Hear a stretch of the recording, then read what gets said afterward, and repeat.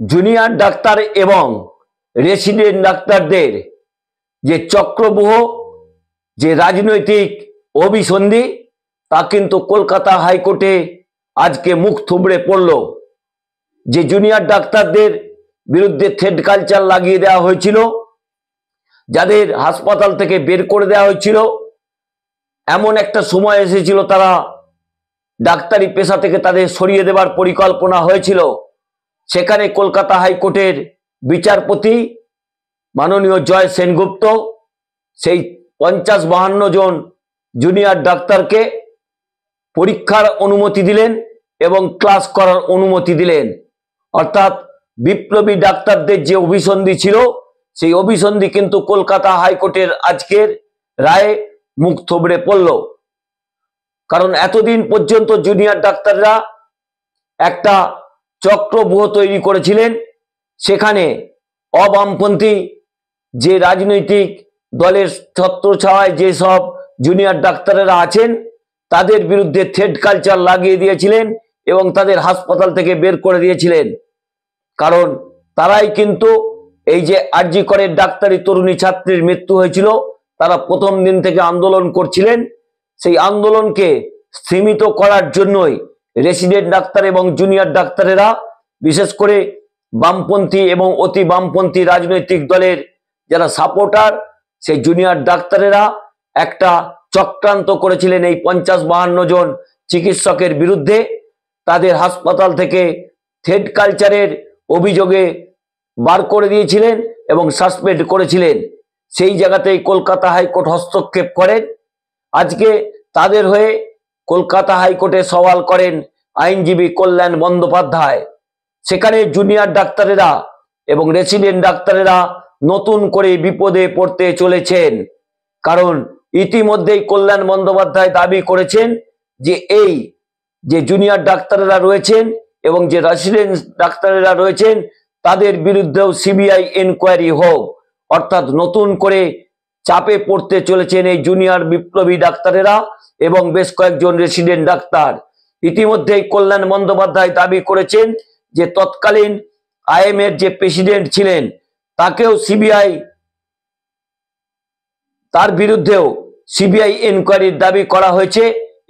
এছাড়াও বেশ কয়েকজন রেসিডেন্ট ডাক্তারের বিরুদ্ধেও কিন্তু সিবিআই এনকোয়ারির জন্য ইতিমধ্যেই জুনিয়র ডাক্তার অ্যাসোসিয়েশনের কাছ থেকে তথ্য চেয়েছেন কল্যাণ বন্দ্যোপাধ্যায়। নমস্কার, আমি দেবজ্যোতি। আমার এই আজকের পর্বে আপনাদের সকলকে স্বাগত জানাই। আপনাদের কাছে যে অনুরোধটি বরাবরই করি, সেই একই কথার পুনরাবৃত্তি করছি। আপনারা দয়া করে চ্যানেলটি সাবস্ক্রাইব করুন, বেল আইকনটি ক্লিক করে আমার পাশে থাকুন এবং আপনারা আমার প্রতিবেদনগুলি কেমন লাগছে আপনারা দয়া করে কমেন্ট করে জানাবেন। আপনারা যদি চ্যানেলটি সাবস্ক্রাইব করেন, আমি নতুন নতুন প্রতিবেদন করতে আরো উৎসাহ বোধ করব এবং চ্যানেল সাবস্ক্রাইব করার জন্য কোনো অর্থ লাগে না। অর্থাৎ যে কথা বলছিলাম, 100 দিন অতিক্রান্ত আরজি কর হাসপাতালের ডাক্তারি তরুণী ছাত্রের মৃত্যুর। ইতিমধ্যেই সঞ্জয় রায়কে একমাত্র ধর্ষক এবং খুনি হিসেবে কলকাতা পুলিশ 24 ঘন্টার মধ্যে গ্রেপ্তার করেছিল। তাকেই কিন্তু সিবিআই 76 দিন পরে তার নামেই তারা শিয়ালদা আদালতে চার্জশিট জমা দিয়েছেন। অর্থাৎ কলকাতা পুলিশের তদন্ততেই সিবিআই ভরসা করেছেন। সেই মতোই বিচার প্রক্রিয়া চলছে। 11 তারিখ থেকে প্রতিদিনই বিচার প্রক্রিয়া চলছে শিয়ালদা আদালতে। অন্যদিকে এই আরজি করের হাসপাতালের যে জুনিয়র চিকিৎসকদের আন্দোলন, তা ছিল অত্যন্ত রাজনৈতিক। কারণ সেখানে বামপন্থী এবং অতি বামপন্থী রাজনৈতিক ডাক্তারেরা প্রবেশ করেছিলেন এবং সে প্রবেশ করে তারা বেশ কয়েকজন অবামপন্থী যারা দল করেন, তাদের বিরুদ্ধে থ্রেড কালচার লাগিয়ে 50-52 জনের জীবনকে শেষ করে দিতে চেয়েছিলেন। কিন্তু আজকে কলকাতা হাইকোর্টের বিচারপতি জয় সেনগুপ্ত সেই 50-52 জনকে মুক্তি দিয়েছেন এবং বলেছেন যে তারা পরীক্ষায় বসতে পারবেন এবং তারা আগামী কাল থেকে সমস্ত ক্লাস করতে পারবেন।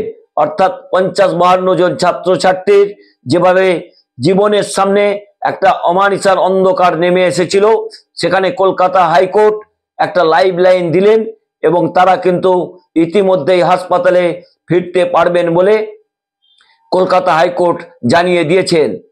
এবং এর থেকে বেশ কিছু নতুন তথ্য বেরিয়ে এসেছে। ইতিমধ্যেই আইনজীবী কল্যাণ বন্দ্যোপাধ্যায় বলেছেন যে বেশ কিছু রেসিডেন্ট ডাক্তার এবং জুনিয়র ডাক্তার যারা এই থ্রেড কালচার লাগিয়ে দিয়েছিলেন তাদেরও সিবিআই তদন্তের আওতায় আনতে হবে, কারণ যে ডাক্তারি ছাত্রের মৃত্যু হয়েছে তাতে এদের কোনো ভূমিকা আছে কিনা তাও খতিয়ে দেখতে হবে। অর্থাৎ নতুন করে আদালতে কল্যাণ বন্দ্যোপাধ্যায় দ্বারস্থ হবেন এবং তার মধ্যে বেশ কয়েকজনের নামও তিনি বলেছেন বাম আমলে আইএমএর প্রেসিডেন্ট ছিলেন, তাকেও তদন্তের আওতায় আনতে হবে এবং রেসিডেন্ট ডাক্তারদেরও তদন্তের আওতায় আনতে হবে। এবং আজকে কল্যাণ বন্দ্যোপাধ্যায় তীব্র আক্রমণ করেছেন। তিনি বলেছেন এই থ্রেড কালচার হচ্ছে সিপিএম এর খেলা, সিপিএম এর আঁতুর ঘরেই এই থ্রেড কালচারের জন্ম হয়েছে। অর্থাৎ যে নতুন একটি ভাষা আবির্ভাব হয়েছে থ্রেড কালচার, সেই থ্রেড কালচারের জনক কিন্তু এই বাম এবং অতি বাম নেতারা, কারণ তারাই এতদিন পর্যন্ত আরজি করের একটি জুনিয়র ডাক্তারি ছাত্রের মৃত্যুকে নিয়ে একটা রাজনৈতিক খেলা খেলছিলেন। সেই খেলা কিন্তু যত দিন যাচ্ছে তত পরিষ্কার হচ্ছে। সেখানে বেশ কিছু সমাজের বিভিন্ন স্তরের মানুষ তারা প্রতিবাদে নেমেছিলেন। তারা কিন্তু জুনিয়র ডাক্তারদের, এই বামপন্থী এবং অতি বামপন্থী ডাক্তারদের রাজনৈতিক খেলার মধ্যে তারা প্রবেশ না করে তারা নিজেদের গুটিয়ে নিয়েছেন। তাদের মধ্যে বেশ কয়েকজনের লাভও হয়েছে, কারণ অতি বামপন্থী বেশ কয়েকজন সামাজিক নেত্রী তারা কিন্তু গদি মিডিয়ার পক্ষ থেকেও তারা নাকি সম্মান পেয়েছেন। তা নিয়েও কিন্তু কটাক্ষের ঝড় উঠছে সমাজ মাধ্যমে। অর্থাৎ যে কথা বলছিলাম, আরজি কর হাসপাতালের আন্দোলন বাংলার মানুষকে বেশ কিছু শিক্ষা দিল। যেমন বেশ কয়েকটি পজিটিভ দিক রয়েছে, যে বাংলার মানুষ একটি মহিলার মৃত্যু এবং যেভাবে মর্মান্তিকভাবে তার মৃত্যু হয়েছে, কিভাবে সমাজের বিভিন্ন স্তরের মানুষ প্রথম দিন পথে নেমেছিলেন, লক্ষ লক্ষ মানুষ রাস্তায় নেমেছিলেন। শুধুমাত্র কলকাতা নয়, ভারতবর্ষ জুড়ে এই মহিলার বিচারের দাবিতে পথে নেমেছিলেন। কিন্তু বামপন্থী এবং অতি বামপন্থী জুনিয়র ডাক্তারেরা তাকে রাজনৈতিক মোড়কে নতুন রূপ দেবার চেষ্টা করেছিলেন। যত দিন গেছে ততই তারা রাজনৈতিক কাদা জলে নিজেদের জড়িয়ে ফেলেছেন।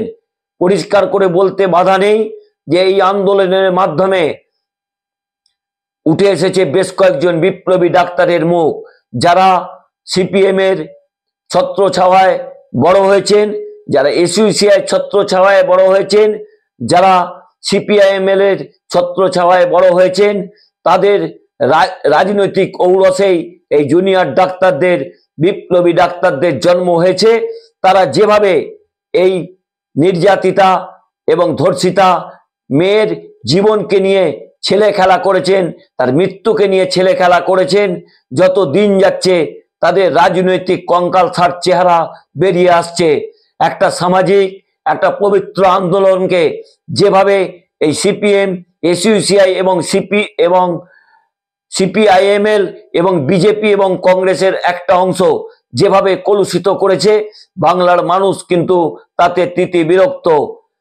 এই আন্দোলনের ফলে 30-32 জন নিরীহ মানুষের প্রাণ গেছে। কর্মবিরতির পরে জুনিয়র চিকিৎসকদের পায়ের তলায় ছটফট করতে করতে বহু গরিব পরিবার, প্রান্তিক পরিবারের মানুষকে মৃত্যুবরণ করতে হয়েছে।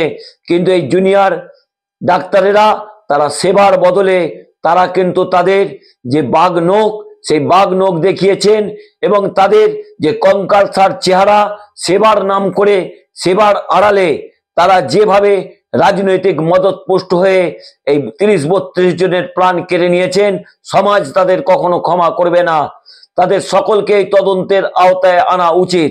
সিবিআইয়ের পক্ষ থেকে তদন্ত প্রক্রিয়া এখনো চলছে, কিন্তু এই 30-32 জনের যে মৃত্যু হয়েছে তার তদন্ত কি হবে? তার তদন্ত বোধহয় সিবিআই করবে না, কারণ এই সিবিআইয়ের বিরুদ্ধেও তৃণমূল কংগ্রেস সহ একাধিক রাজনৈতিক দল রাজনৈতিক ইন্ধনের অভিযোগ তোলেন। সেই জায়গাতেই আজকে কল্যাণ বন্দ্যোপাধ্যায় কলকাতা হাইকোর্টে বেশ কিছু বিস্ফোরক মন্তব্য করেছেন, যে এই রেসিডেন্ট ডাক্তার এবং আইএমএর তৎকালীন প্রেসিডেন্ট ছিলেন, তাকেও কিন্তু সিবিআই এর তদন্তের আওতায় আনতে হবে।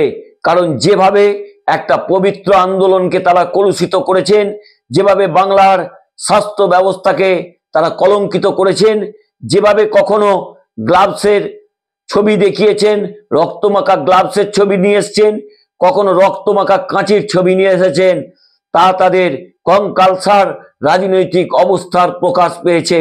তবে সবকটি কেসেই কিন্তু স্বাস্থ্য মন্ত্রক, স্বাস্থ্য দপ্তর তদন্ত করেছেন এবং সবকটি যে ফেক তাও প্রমাণিত হয়েছে। কারণ গত কয়েকদিন আগে আরজি কর হাসপাতালের পরে এসএসকেএম হাসপাতালে যে কাঁচি কেলেঙ্কারি নিয়ে আসা হয়েছিল, সেটা কত রাজনৈতিকভাবে মদতপুষ্ট ছিল তাও কিন্তু পরিষ্কার হয়েছে। এই রাজনৈতিক আন্দোলন যেমন সমাজে একটা নির্যাতিতা মহিলার বিচার চেয়েছে, তেমনি কিন্তু আরেকটা কালো দিক রয়েছে। সেখানে দেখা গেছে বামপন্থী, অতি বামপন্থী রাজনৈতিক ডাক্তারদের কি কঙ্কালসার অবস্থা, তাদের যে স্বরূপ তাও কিন্তু সাধারণ মানুষের সামনে এসেছে। নমস্কার, আমি দেবজ্যোতি। আমার এই আজকের পর্বটি যদি ভালো লাগে, চ্যানেলটি সাবস্ক্রাইব করে বেল আইকনটি ক্লিক করে আমার পাশে থাকবেন। We want justice. শুভরাত্রি।